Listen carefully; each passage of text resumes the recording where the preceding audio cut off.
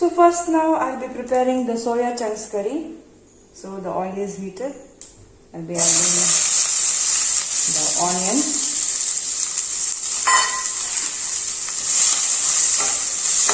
Just to saute it for 2 minutes.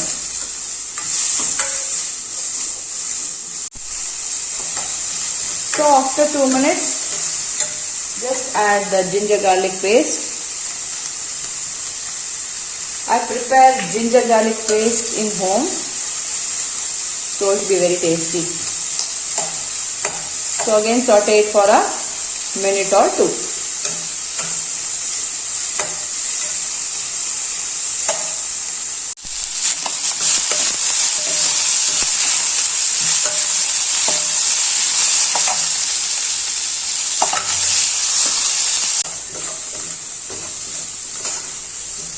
So you can see the color of the onion.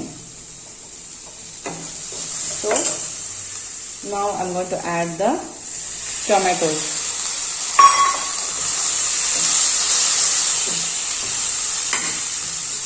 I have used very less oil to this. You can add a little bit more oil.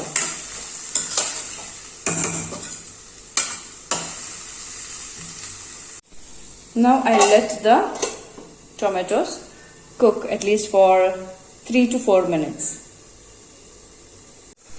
So now let's add the soya chunks masala. So I'm trying this for the first time. Smith & Jones soya vadi masala. Let's see how it will be. I'm adding the whole packet.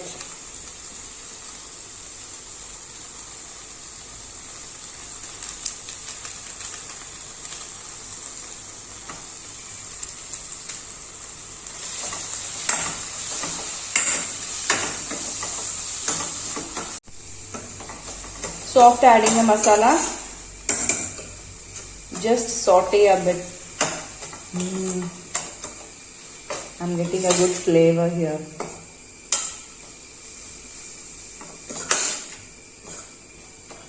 Then add the soya chunks. So I had kept this soya chunks in hot water for about 5 minutes and have squeezed it. Now I'm going to add this to the dish.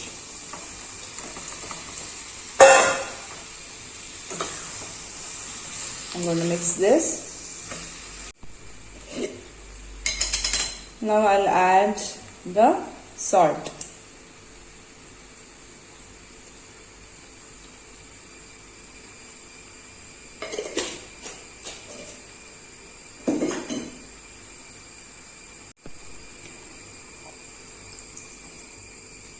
Add a little bit of water. Just mix and keep it on the stove for at least 10 minutes so that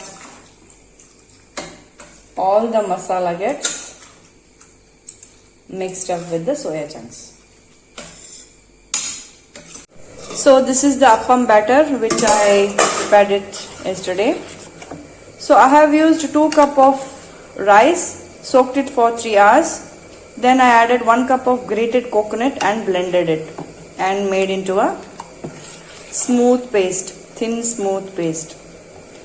So before I put it in the tawa, I'll be adding pinch of ENO to it and salt.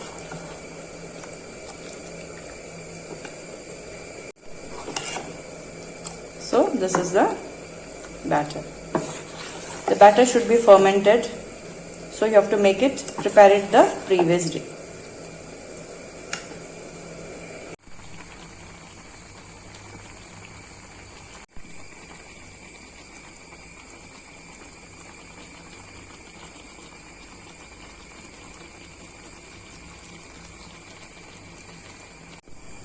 Now the soya chunks curry or the soya chunks masala is ready. Now let's taste it.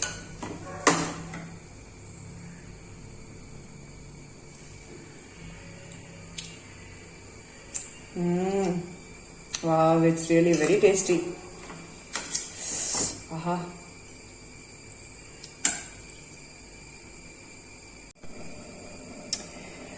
So now let's prepare the appam.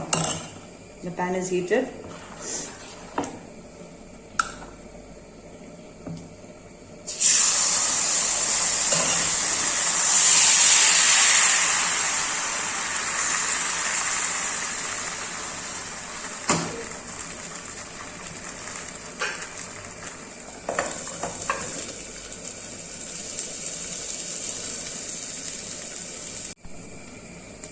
So now you can see this.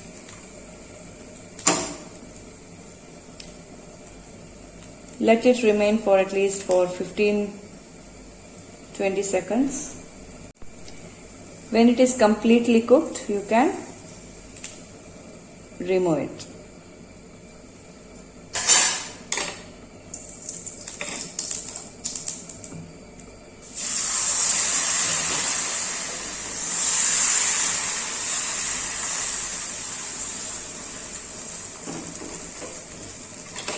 Better to add eno, it will be very good, very tasty.